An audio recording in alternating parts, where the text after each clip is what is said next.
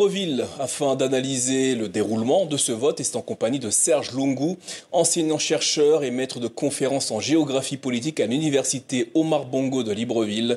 Bonsoir et merci d'être avec nous. Tout d'abord, comment faut-il percevoir cette élection? A-t-elle un caractère inédit?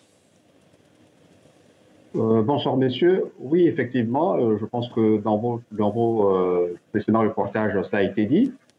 C'est une élection inédite à plus d'un titre. D'abord parce que c'est la première élection présidentielle dans toute l'histoire de notre pays pour laquelle il n'y a pas de candidat portant un patronyme, le patronyme Bongo. Et donc, cette élection, on peut considérer qu'elle permet en fait de tourner la page de cette histoire-là, liée à la famille Bongo.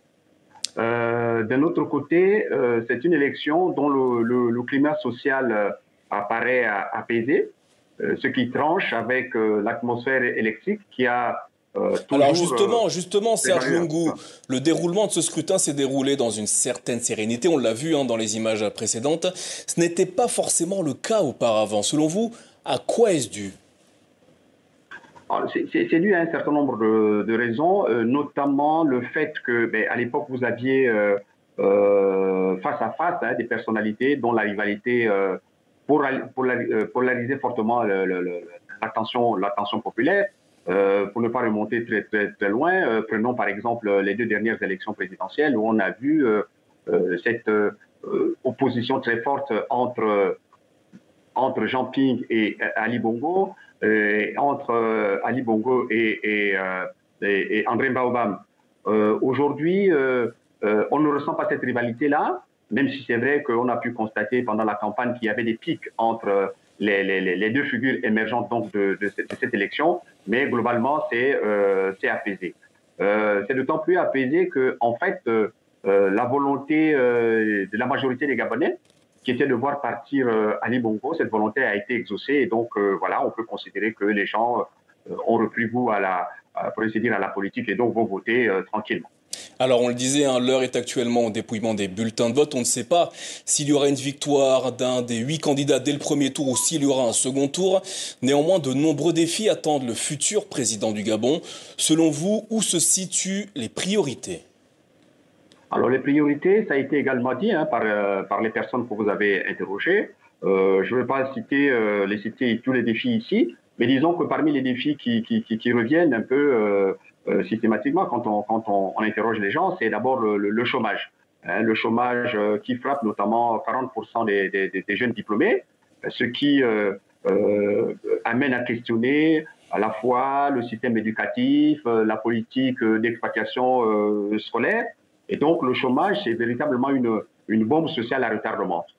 Et donc, l'un des défis, ça va être de résorber cela. Le deuxième défi, c'est la question, touche à la question de la souveraineté. Souveraineté, à la fois qu'il s'agisse de la souveraineté économique, puisqu'il faut savoir qu'au Gabon, des pans entiers de l'économie sont aux mains de communautés expatriées, qu'il s'agisse de communautés ouest-africaines qui contrôlent le secteur informel, des communautés libanaises qui contrôlent le commerce, ou des communautés asiatiques ou occidentales dont les multinationales ont des succursales et donc exploitent les ressources gabonaises. Donc, la souveraineté économique, il y a aussi la question de la souveraineté alimentaire, puisque le Gabon dépense pas moins de 300 milliards de francs CFA pour importer des produits agricoles et alimentaires. Vous avez également la place du Gabon dans le concert des nations et particulièrement dans la sous-région, puisque au cours des 14-15 dernières années, notre pays a énormément réfléchi, a perdu beaucoup en influence et donc ça va être un défi. Et le dernier défi que je vois, c'est celui des infrastructures, notamment le réseau d'eau, l'accès à l'électricité, le réseau routier, certes qui a connu quelques améliorations cette année, mais qui reste encore globalement assez embryonnaire, donc ne permet pas de circuler librement d'une province à une autre à l'intérieur. Alors Serge Lungu, en quelques mots, cette présidentielle marque la fin de la transition avec l'élection qui vient de se dérouler. Aujourd'hui, pensez-vous que le Gabon entre dans une nouvelle ère? Oui, absolument. Je pense que c'est une élection qui marque une nouvelle. D'abord parce qu'elle consacre, je dirais, elle consacre et légitime l'irruption des militaires sur la scène politique, ce qui est quand même assez inédit. Deuxièmement, elle dessine en fait ce qui apparaît à mes yeux comme une nouvelle configuration de la scène politique nationale avec, au fond, deux figures emblématiques, à savoir Brice Clotaire Oligui Nguema d'une part et Alain Claude Villemizé d'autre part. Et enfin, c'est une élection qui sonne le glas pour le Parti démocratique gabonais et qui aura monopolisé la scène politique pendant un demi-siècle et qui n'a pas été capable de présenter un candidat au cours de cette élection. Serge Lungu, merci pour cette analyse au sujet du déroulement de cette élection présidentielle au Gabon ce samedi. Chaque planète a sa propre guerre.